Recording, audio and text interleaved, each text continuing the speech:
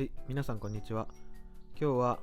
お知らせがあるんですが、前回の動画で紹介していますが、サブチャンネルの方を開設したのですが、ちょっとまだアカウント管理などに慣れておらず、サブチャンネルの方を一時停止することにしましたので、ご了承ください。それでサブチャンネルの方では、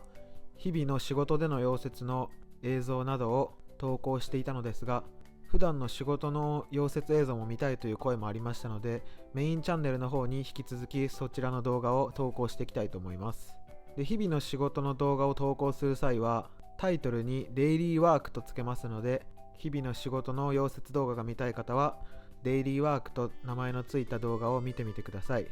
そちらでは重要なことはテロップなどで入力しておきますので、そちらの動画も見ていただけると参考にはなるかなと思います。解説動画ではとても丁寧に溶接をしているのですが、デイリーワークの動画ではスピード重視での溶接や四つ割りの溶接や真下から上までの溶接なども結構頻繁に出てくると思いますので、そういう映像が見たい方などはデイリーワークの動画の方も視聴してみてください。それとデイリーワークの方は解説なしですので、動画も比較的短めですので、仕事の休憩時間だったり少し暇な時などに見ていただけるとちょうどいい時間かなと思いますので、デイリーワークの動画の方もよろしくお願いします。それでは動画の方に移りたいと思います。